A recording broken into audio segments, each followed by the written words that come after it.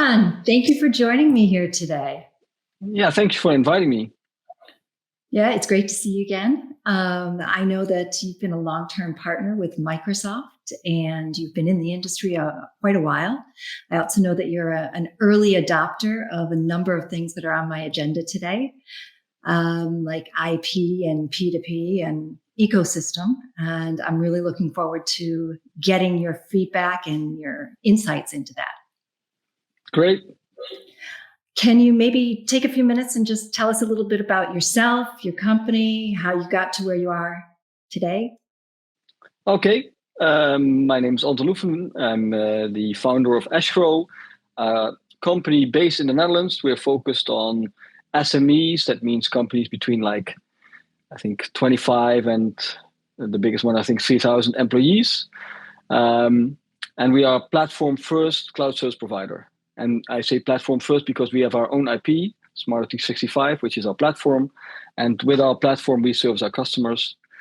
I think at the moment we have about 300 employees. We're running more than 900 different line of business applications for our customers. And I think we are servicing more than 25,000 end users at the moment. So my background is in software development.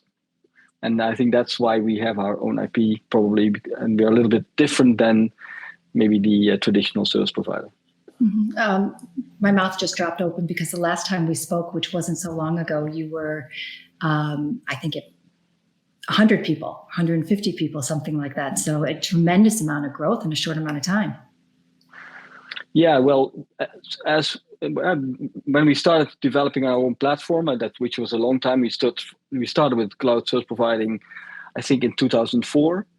And then we focused first on the private cloud and later on the public cloud. And what we've seen is we are, I think, at least 20% more efficient than the traditional service provider. And now we are starting building partnerships with other Microsoft CSPs, and we're acquiring other CSPs. So our growth comes forth from, of course, autonomous growth, but also acquisitions. Okay, interesting. I want to ask you a little bit about those partners that you're bringing on in a moment, but can we take a step back? You mentioned IP, I mentioned IP. The market's talking about intellectual property and how that is the new differentiator. And I like to talk about it as the profit builder. So if you're looking to get more profit out of your business, you need to identify your differentiator or your IP. How did you find yours? And what was the process of having the awareness or explosion that you had with your partners and with Microsoft that this was something unique? So the funny thing is it started quite a while ago, because when we started developing our first platform, I think that was in around 2004, 2005, we started developing our own software, and mainly based, I think, because we are a software company and we saw that the support that we were giving to our customers was really IT focused, very technical, and our customers are SMEs that really don't understand IT really well, or they outsource this for a reason because they don't want to have the hassle of IT. So that's why we started with trying to build software that would do all the repetitive work, and so that robots could do the boring work and our people could do the innovative work. And we started with this, and I think in 2004, based on a private cloud server-based computing concept at that moment. And I think we were too early then, so it took us really a lot of learnings and a lot of pain because our customers weren't ready for that kind of outsourcing. And it really took off in 2012, I think, with our private cloud first.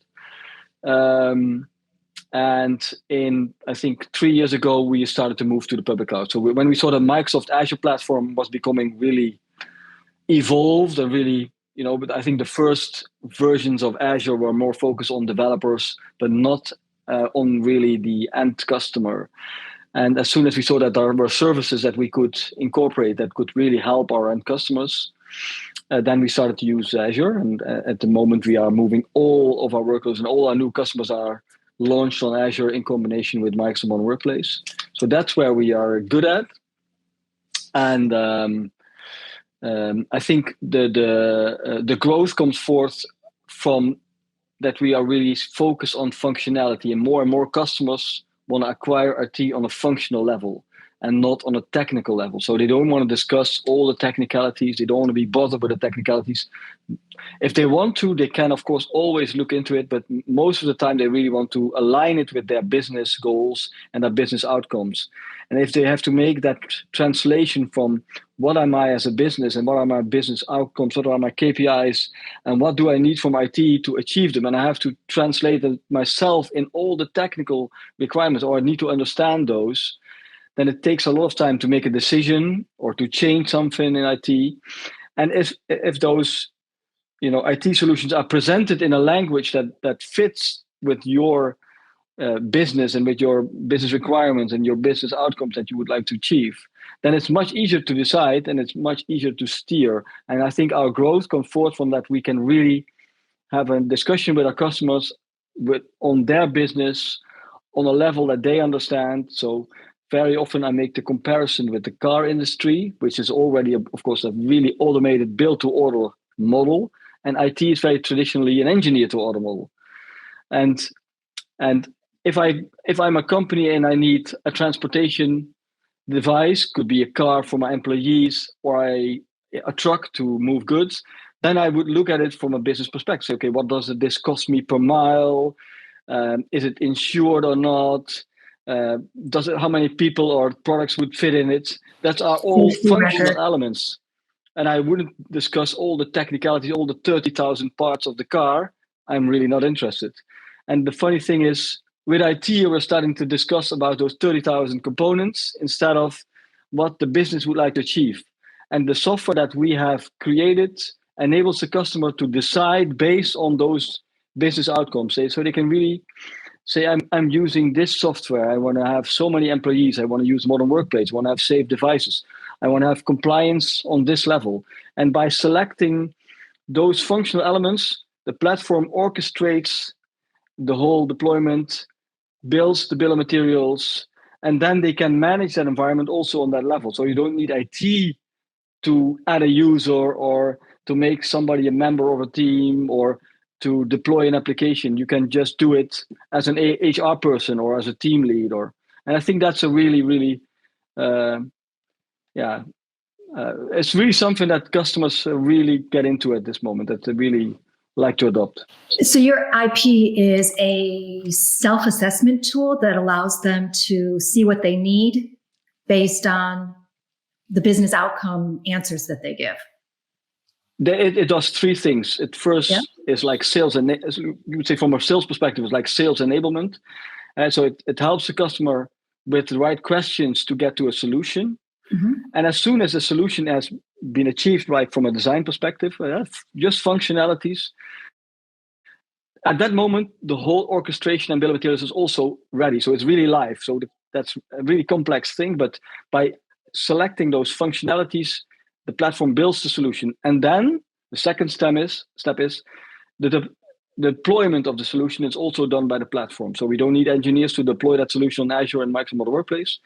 And then the second part of the platform is like the solution manager, is a functionality that helps the user to manage the environment from a functional perspective. And then that means management on user level, device level, team level, process level, compliance level, security level, financial level. So all these elements are incorporated in one pane of glass, understandable by the customer, manageable by the customer. So they don't need us, they don't see us, they can manage their own IT from that perspective. And they pay us for that software. So that's, I think, another big differentiator. Very often CSPs, you have point solutions, so something for identity management, and another solution for billing, and another solution for secure deployment of applications, et cetera, et cetera. In our case, our platform does all that from one pane of glass, and from perspective of the customer, and we get even paid for that license. So instead of that, it's a cost component on my side. It's a revenue component on my side. So every end user is paying a Smarter 365 license to manage their own environment. And so that gives you that reoccurring revenue, and you're able to go in then and address the white spaces with your consultants and do more business. So right. Yeah. Okay. You launched this. I know that you were one of the earlier first companies to do this and to go to Microsoft and sell it into them. What was their reaction? Well, I think when we started, I think it was Microsoft was telling everybody, you have to, as a cloud service provider, as a hoster, very often a lot of those companies are hosters, were hosters in the past. You have to move from your traditional model to a new model. And what you said is find your own IP, find your differentiator, find your vertical, or find your niche, and try to differentiate, because Microsoft is coming up the stack. They were a license provider, then they started providing infrastructure, and now they're providing software as a service. So what are you going to do as a partner? Where are you going to add value? And I think based on the fact that we were, of course, way back a software company developing, custom software for end customers, we already have been doing this like since 2004 in the private cloud, and then we started to do it on the public cloud. So for us, it was not really an invention, as well as something very logical to do. Mm-hmm. And so when we started discussing this with Microsoft, they really, really liked it, but then they didn't have a program to support it. So I think I visited like 200 service providers in between 2014 and 2017. And although a lot of them liked the software, they were also very afraid, because they said, okay, but my engineer is doing this now. What is he going to do? And we said, he's going to think about new stuff, new products to put into the service catalog. But they didn't get it. They were really afraid of losing to Microsoft their hosting revenue, because if you move from private cloud to Azure, maybe you make 70% margin on your private hosting. As soon as you move to Azure, it's going back to like 15% if you don't add value. So they are really afraid. And so we have really, I think what I learned is it's almost impossible to find service providers that do adopt this model at that moment in time. So that's why we said we go direct. We'll go direct, and we'll only adopt with strategic partners. So we find like 15 partners that really said, okay, our added value is first line support and sales, and we'll use the platform for everything else. And so we had a few really successful partners that grew, I think, their recurring revenue from like a few €100,000 to like millions of euros in like 3 years' time. And these were transactional partners, or these were consulting partners? Just to clarify for the listener. These were partners that I think when we found them, they were like doing on-prem and had to choose, I'm going to do private or public. And we were there, I think, at the right moment in time, and that they made a choice. Maybe we shouldn't do this at all. Maybe we shouldn't be a service provider in that sense. Let's focus on where we are strong. Customer intimacy is our strong suit. Let's try to serve that customer from the business side instead of from maybe the technical IT side. Okay, so they were able to piggyback off of your IP. Yeah, that's what they were doing. You can also partner up for IP. Yeah, so they decided we're not going to do what Eshgro is doing. We're going to add value to that, and our added value is, for example, first line support, functional support, business process outsourcing, etc. So I think that's where we found those partners that were really aligned with our strategy, or were they could add value to our platform. And some of them were just resellers. So we're going to sell Eshgro more or less to our end customer, and they get a percentage of the recurring revenue to do their sales and to do like a little bit of functional support on the customer side. And we found some partners that could add value to the platform more from a technical perspective, because they had a solution that we could incorporate into the platform and then sell it to the platform. So like Printix, for example, is a solution that is incorporated in the platform, and we sell it through the platform. But it's third-party IP, but that we put into the service catalog of the platform. So and at now the last 2 years, Microsoft like maybe 3 years ago, they started with like OCP, their changement of their selling process, co-sell, co-market, and since then we've grown tremendously with Microsoft. So it really that fitted our business model well. So I think at the moment I think as of yesterday, we're the fastest growing Microsoft partner in the Netherlands on Azure and Microsoft Modern Workplace. And we're looking with Microsoft also to find other partners. But I must be honest, very often partners find it very difficult to choose, because you have to choose. Yeah, if you either you have your own IP or you don't, and then you have to choose: are you going to create your own IP or not? And some of very often they are very generic players doing everything for the customer, don't have their own added value. That from the customer perspective, they just do IT, and that means managed services and support, whatever that may be. And of course, it has to become more and more clear to the customer what that may be, because from their perspective, Microsoft is doing all the updates, right? So what are you doing? So probably that's not true at all, but from a certain perspective, it is true, and it's getting more and more true. You don't have, those Windows 11 updates. Yeah, you don't add really much value if you do that manually. And if you're running a small team and you're putting out fires, then you're probably not proactively going into having those engagement conversations, those business outcome conversations to find more share of wallet or the white spaces. Downward spiral. Yeah. Why do you think there's this tendency to not think about partnering for IP in the market? Is it just because we're IT companies and so it has to be invented here? At least in the Netherlands, a lot of those IT companies for SMBs are themselves SMBs. Those that are quite small themselves, like they are like 20 to 50 people companies, service other companies in their local environment. So I know from myself, it's very hard to spend money on developing IP if you're a small company. So I think we have had losses. We learned our lessons. We took a lot of pain. Because that looks like a success story now, but you can imagine there's also a lot of pain involved to get there. And I think, you must be able to take that pain from your revenues and. Do you have the capabilities? Very often the capabilities mean you need to create IP, you need developers instead of system engineers. And very often their IT guys are infrastructure oriented engineers. So it's very hard to create IP on that level. And the more, if you understand that infrastructure has become a commodity. In Azure, it is something that you just turn on and off.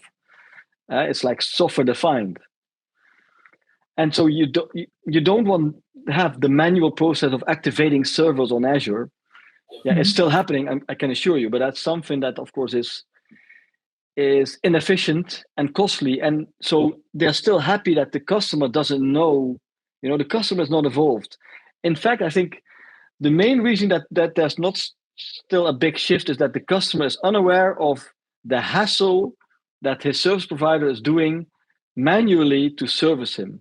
And the customer is unaware of the fact that it can be done smarter and simpler and faster with automation. And of course, the customer is getting more and more educated.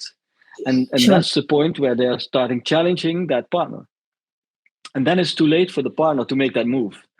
So it's very often a defensive strategy that they have, because they are afraid of losing that customer, that they're not able to add the value to the IP of a third person. So it's not very, of course, common up till now for partners of Microsoft to team up with partners. It's really, it's not normal. It's really exceptional very often. So it's not in the natural strategy of things to do that. And if you're a local player, you have your local customers, you have a trusted relationship. Do you trust somebody else with that relationship or into that relationship? I think that's very often the case with small companies. And in the Netherlands, there's a lot of consolidation going on now because of the fact that there are so many small IT companies, and they know we're too small, so we have to eat or be eaten. So I think in the last 2 years, I think in the Netherlands, hundreds of small IT companies have been sold to other companies. I think we are acquiring them, and a few other players are acquiring them. Yeah, So I huge think M&A. that means that the partner-to-partner thing is not really taking off. And if it's taking off, it's like what I tell you, we're teaming up with partners that have their own IP, and we're not teaming up with partners that don't have IP. And if we're teaming up with partners that don't have IP, then they're more like a reseller or a functional service provider, and they made a choice to be something that they want to be and something that they don't want to be. Mature choice, actually. Yeah. When working with you, I, as a reseller, would not lose contact to my customers, though. If you're a reseller, you would own your customers. Sure. Yeah. So there's no fear there. No, I think that's not. You should not have that fear, but that's of course from our perspective. If you are a small company and we are a little bit bigger, and you have to use my IP to service your customer, that means that you're probably incapable of doing some stuff that you were traditionally capable of doing. Imagine that very often IT means everything related to IT. So that's what do you do? I do IT. That means the customer asks a question related to IT and I say yes. That's very often what happens with IT companies. And in our case, we already made the choice, for example, 10 years ago, if it's not cloud related, we won't do it. If it's on-prem, we won't do it. If it's related to something that's implementing Dynamics, we won't do it. We don't do ERP, we don't do CRM.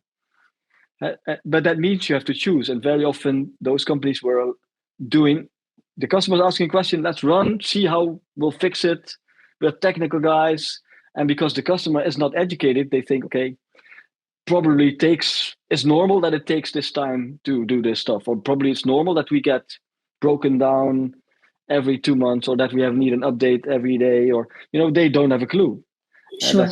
That's of course also an enabler for these kinds of sales providers, and now they're getting into the squeeze. And I think, to be honest, you have like 2-3 years left. Like I think Microsoft said, and a Gartner analyst started, telling this like 5 years ago. You're dead if you don't have IP, or if you don't have a niche, or if you don't have a specialty or vertical. You're going to end up dead. And I think now, and you see it by all the acquisitions going on, that process is nearing, and now we're willing to pay for that company, but there will be a moment in time that we probably won't pay as much for those customers, because in the end they'll come to us anyway. So Exactly. And, we really see that our expectation levels and our tolerance for things technically not working is just getting smaller and smaller and smaller. I think that's correct. That's a good observation, because mainly because of this thing. Because if I want an app here, I just, as a consumer, I activate it. Takes a few seconds. I pay a few dollars, and then it works. When I go to my IT department and I ask the same question, it takes months, or maybe it will never happen, or sometimes happen but it doesn't work, and nobody can tell me why. And I think people are, if you have a consumer experience that is that much better than an IT experience in your company that's worse, you no longer, you don't want to accept that. You say, why is that? We talked about IP, we talked about P2P. One other thing that still annoys me in the industry is something that you did early. You packaged this service and your IP.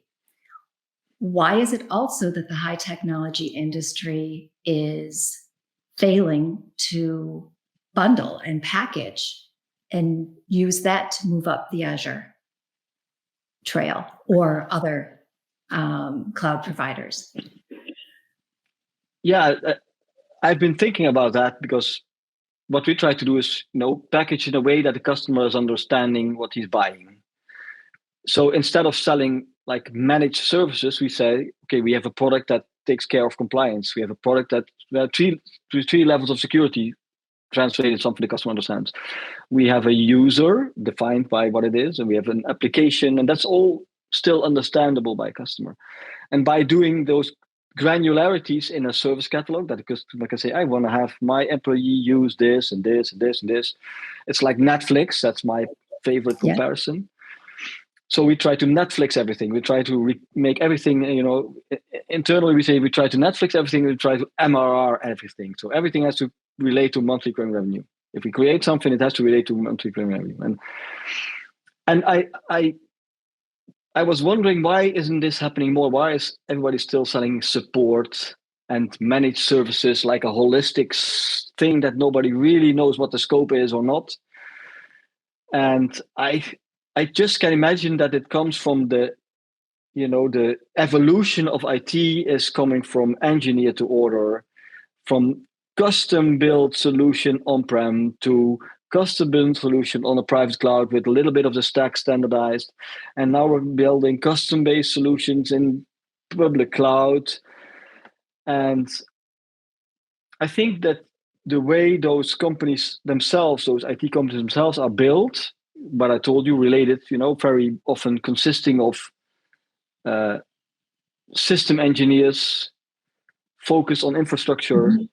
It's very hard to have those guys imagine something on a business level from a customer perspective. So to get there, you have to start the other way around, maybe hiring business people who are then able and enabled to make the decisions on what is going to be built in that IT company. So very often when I have a discussion with investors or when we acquire another IT company, I say it's my job to say no. No to engineers. No, but this customer is different. No. But now we have to build this custom solution. No. And now we're going to use this. No. Because only by saying no, you will get to a differentiator, to a product, to something that the customer understands. Not by saying yes to everything the customer wants, to building a special from every customer. You'll never scale. You'll never be efficient, flexible, agile. That's interesting because we productize our services, sales enablement services.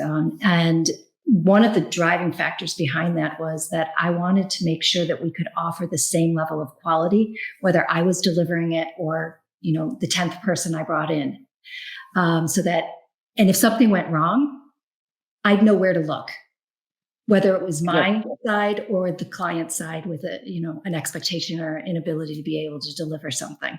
So that was another factor that drove productizing.